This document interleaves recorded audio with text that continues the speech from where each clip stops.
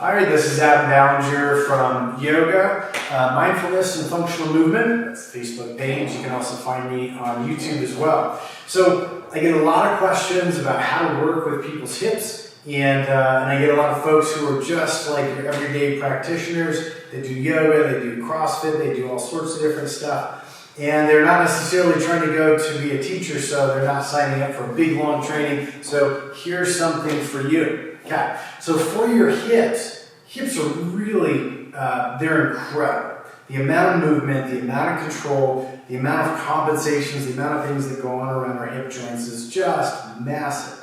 If you can imagine that each one of these rests on top of a little marble shape, a little ball into a socket, and yet our pelvis is supposed to be able to hold itself up, right, left, turn, not too tucked, not too tipped, and there's even a little bit of movement where the SI joints are, so they can even get cockeyed and have a little bit of a torque to them as well. So it's no wonder these get out of balance. When they do get out of balance, what we usually notice is either a loss of power, a loss of range of movement, and we might even notice that we have tight areas. We have something that feels really tight when we go to a stretch. We see that a lot in yoga. On the yoga mat, we tend to just dive deeper into the stretch. Occasionally we'll add something like a PNF stretch. So we'll engage the muscle that we're stretching close to its comfortable range of movement and motion, and then we'll relax it and we let the muscle, it's a long explanation of how that works, but the muscle tends to relax a little bit more after we've engaged it and then released it.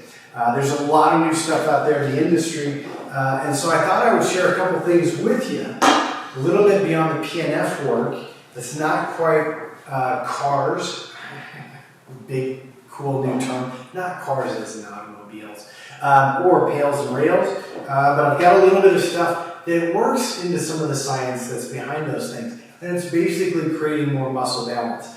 I am going to use this cool little yoga block. It's got a little wobbly teardrop shape, and I'm going to use this for balance and stability, and I'll tell you why in a moment. So if you're having a lot of outer hip tightness, and that could be multiple different things that are out there, the piriformis is a muscle that comes up a lot in conversation with that, and also part of our glute package, and then some of the smaller ones in there. A lot of times, the imbalance here is connected to the imbalance here. And so a lot of times you'll see that somebody has less activity, less muscular balance when we move. In other words, when this muscle needs to create stability and contribute to how I'm moving in my hip, if it's not contributing enough, we'll tend to shift the body in position and use what else we can engage. And sometimes that other stuff doesn't relax or release very well because it's not relaxing or releasing into something that can function like we'd like it to. And the body does have this awareness around joint structures and even along the lines of multiple joint structures. It actually perceives what's the stability like, what's the movement like, do I need more safety and stuff like that. So a lot of times we're tight here because we're underactive here. You might actually feel like this is tight, but if we were to look at some strength stuff and watch it move in a functional assessment, a lot of times you'll see that even though it feels tight, if we go into some yoga poses, it may even act like it's tight, doesn't have much range of motion, but if we go into some regular movement, we may see that it is collapsing. Okay, so one of the ways to turn on this inner thigh structure that's kind of directly opposed to that outer hip structure is to bring the leg up and to produce rotation. Now I want to do this to turn this on. And if you've seen something with controlled articular rotations, cars, a lot of times we'll do these things and we're trying to work as much as we can. See, I'm not going to move that knee, hopefully not at all. And ideally we do this without any external stability stuff. But I find for a lot of people, if you're not very well accomplished in this one leg endurance, posture, and stability, use this. You can still work this really, really well. So I am going to try to get this outer hip stuff through my approach of toning this.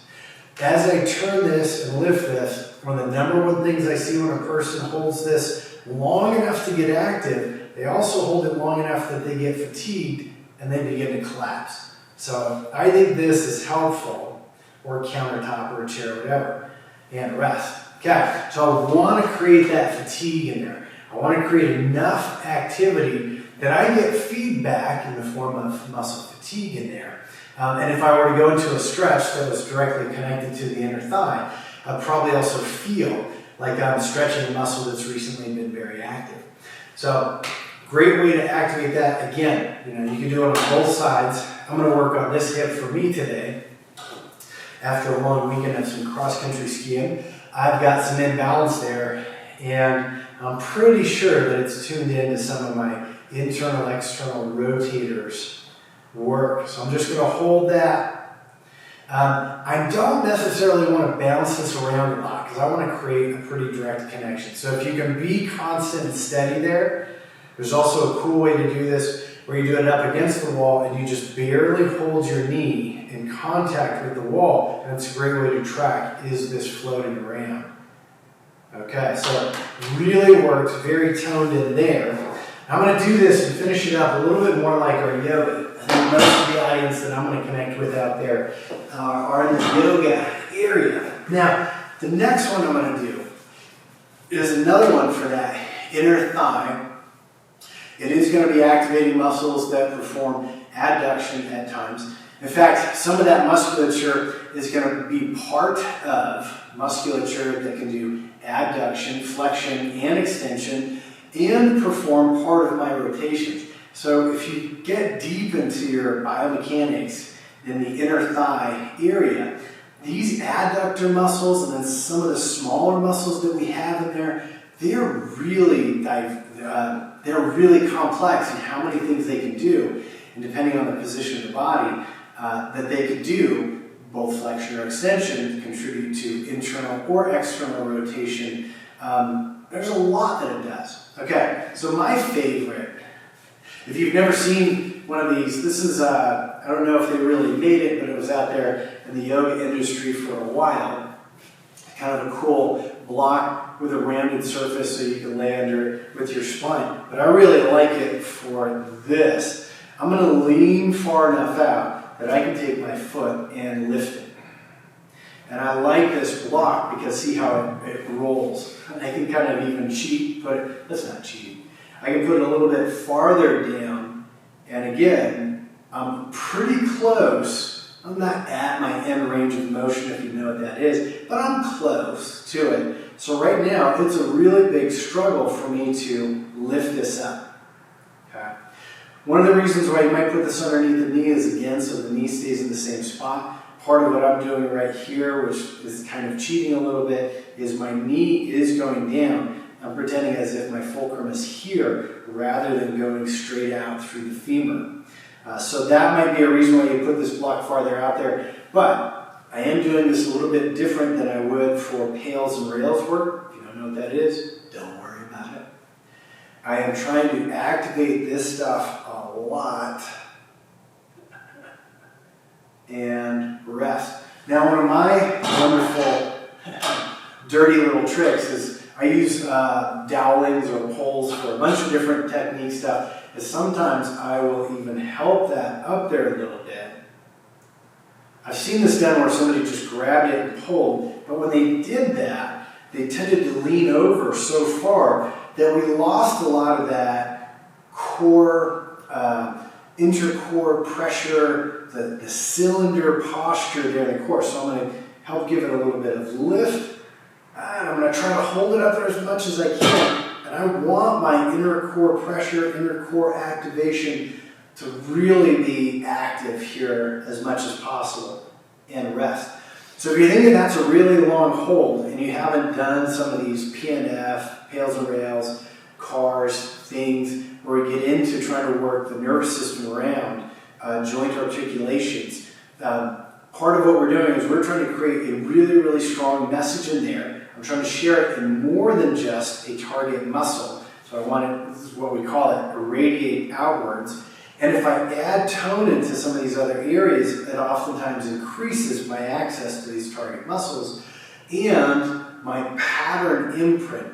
So this muscle is a really big antagonist to some of this stuff, but it's not the only one. So if I can get that irradiated out, which means I'm engaging more muscle fibers in the target muscle and more muscle fibers around the area, and I would like to engage it within part of my muscle chain or sling in the movement pattern, because in the outer end, I've got a counter sling, pattern, tract, whatever you want to call it. So I'm really trying to hold this long enough to get not just this muscle to continue to activate to its max that I can do safely, but I also want to share that message with some other structures in there. Now, I've been strengthening that in that rotation position. Now I'm going to move this back. And for me, this is a really safe area, which is not my yoga pigeon pose, but it's kind of expanding out that 90-90 position. In some of the new technique stuff, we'll actually practice pulling. Now the knee is lifted, which is what you can see here. But if I were to try to do the same pulling and keep this planted, instead of the knee lifting, the other end of the joint would go that way. So when you see the knee lift, you're seeing a little adduction flexion combo. If the knee is staying put, this is basically a closed chain movement, then my pelvis would move towards the femur in the exact same direction. It's just in the counter. So we don't see one end move, we're looking at the other end of that flexion, adduction movement. So I can do that by lifting up the leg and pulling the knee this direction, which is essentially what we've been waking up on our earlier exercises, or I can pull myself into the stretch farther.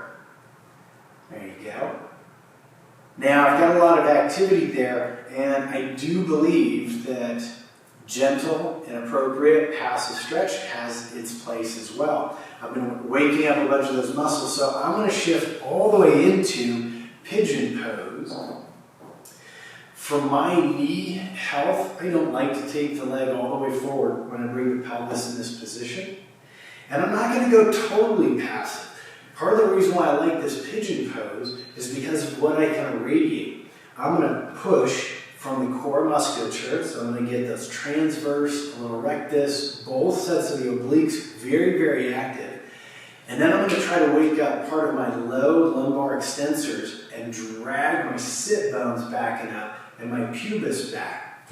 And I'm hoping that if I can activate all that, I will continue to encourage that to release. And I can actually activate a little of those inner thighs to pull me deeper into that hip stretch. And now, if you know your anatomy and some of your mechanics, your biomechanics, that piriformis and a couple of the other little teeny stabilizers in there are really getting a beautiful stretch. And the nervous system is perceiving it. A lot of integration.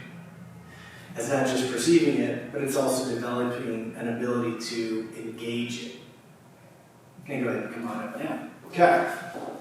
So, part of the way that we're working that, and this is a little bit different than what you see in some of the old school yoga, where we're just trying to get deep range of motion as if some of our deep yoga poses are kind of our sport activity. Now, there is something in there with the mindfulness, the body self-awareness, the control, and all that makes that just a beautiful practice and wonderful. But if you do get to a point where you begin to consider what's the effect on some of the joints, that's what I was just talking about. If you create movement, capacity, and a joint structure that doesn't already have or doesn't have existing stability, then we have a joint that can move out into a place where I can't really create control. So one of the things about joint health and flexibility or mobility, there's a difference there and I won't give you the lecture right now, is that I would like to be able to control what I do with the freedom I have to move.